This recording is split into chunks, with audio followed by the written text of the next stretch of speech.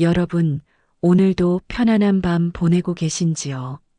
하루의 바쁜 시간들이 지나고 이렇게 조용히 귀를 기울이는 이 순간, 마음이 조금은 가벼워지셨기를 바랍니다. 오늘은 여러분과 함께 조금 특별한 이야기를 나눠보려 합니다. 사람들 속을 떠나 숲으로 들어갔던 한 사람, 그리고 그가 남긴 조용하지만 깊은 울림의 기록, 헨리 데이비드 소로우의 삶과 월든이라는 책을 통해 우리가 잊고 있었던 삶의 본질을 함께 천천히 들여다보겠습니다.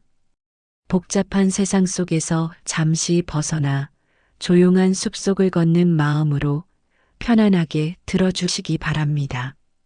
월드는 단순한 자연 기록이 아니라 인간이 어떻게 살아야 하는가에 대한 깊은 질문에서 시작된 책입니다. 소로우는 왜 숲으로 들어갔는지, 그는 무엇을 버리고 무엇을 얻었는지, 그리고 우리가 놓치고 있는 삶의 본질은 무엇인지를 조용히, 그러나 단호하게 들려주는 책입니다. 그는 사람들은 너무 바쁘게 살아가느라 정작 살아야 할 삶을 놓치고 있다고 말하고 있습니다.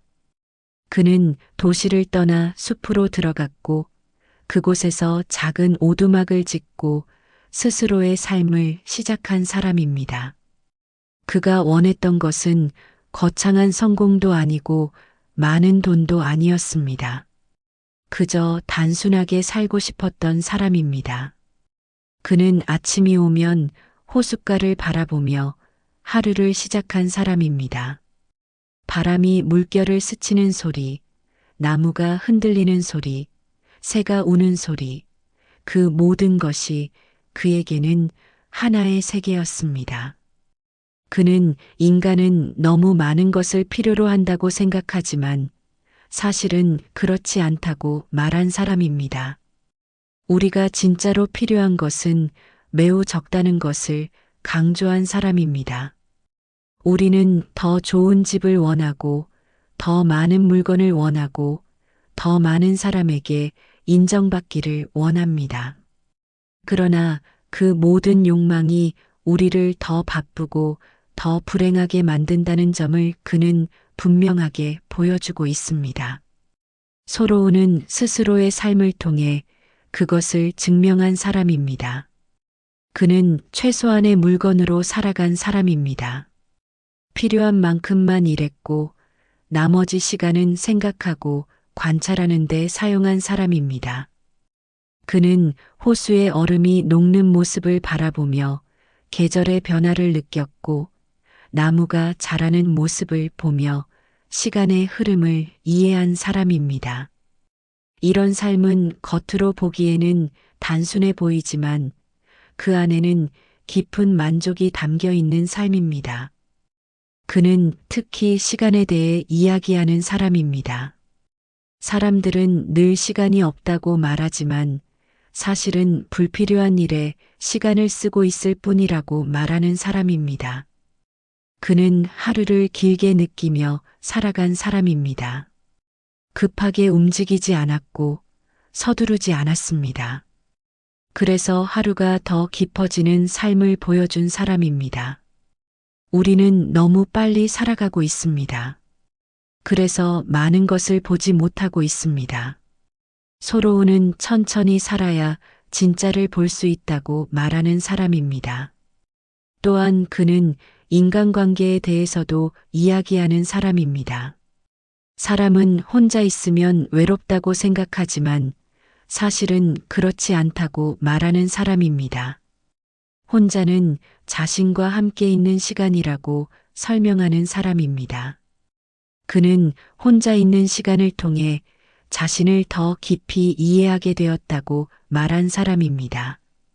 많은 사람들 속에 있을 때보다 혼자 있을 때 더 자유롭고 더 편안했다고 고백한 사람입니다. 그는 노동에 대해서도 새로운 시각을 제시한 사람입니다. 사람들은 생계를 위해 평생을 일하지만 정작 왜 그렇게까지 일해야 하는지 생각하지 않는다고 지적한 사람입니다. 그는 필요한 만큼만 일하고 나머지 시간을 자신을 위해 쓰는 것이 더 중요하다고 말하는 사람입니다. 돈을 위해 사는 것이 아니라 삶을 위해 살아야 한다는 점을 강조한 사람입니다. 자연은 그의 스승이었습니다. 그는 자연 속에서 인간의 삶을 이해한 사람입니다. 자연은 서두르지 않지만 모든 것이 이루어집니다. 나무는 조용히 자라지만 결국 숲을 이루는 존재입니다. 물은 흐르며 길을 만드는 존재입니다. 인간도 그렇게 살아야 한다고 그는 말하고 있습니다. 억지로 밀어붙이는 삶이 아니라 자연스럽게 흘러가는 삶이 진짜 삶이라는 점을 설명하고 있는 사람입니다. 또한 그는 사회에 대해서도 비판하는 사람입니다. 사람들은 남들이 정해놓은 기준에 맞춰 살아가지만 그것이 정말 자신의 삶인지 묻지 않는다고 지적한 사람입니다. 그는 남들과 다른 길을 선택한 사람입니다. 그것은 쉽지 않은 선택이었지만 그는 후회하지 않았던 사람입니다. 그는 대다수의 사람들은 조용한 절망 속에서 살아간다고 말한 사람입니다. 그래서 그는 그 절망에서 벗어나기 위해 숲으로 들어간 사람입니다. 그의 삶은 단순하지만 매우 강력한 삶입니다. 그는 스스로 집을 짓고 스스로 먹을 것을 구하고 스스로 생각하며 살아간 사람입니다. 누군가에게 의존하지 않았고 누군가의 기준에 맞추지 않았던 사람입니다. 그 결과 그는 더 자유로워진 사람입니다. 그는 또한 독서와 사색의 중요성을 강조한 사람입니다. 책은 단순한 지식이 아니라 인간을 깊게 만드는 도구라고 말한 사람입니다.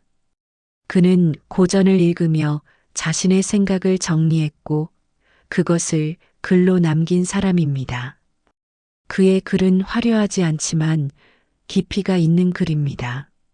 조용하지만 강한 울림을 주는 글입니다. 노년의 삶과도 이 이야기는 닮아 있습니다. 나이가 들수록 우리는 많은 것을 내려놓게 됩니다. 사람도 줄어들고 일도 줄어들고 욕심도 줄어드는 시기입니다.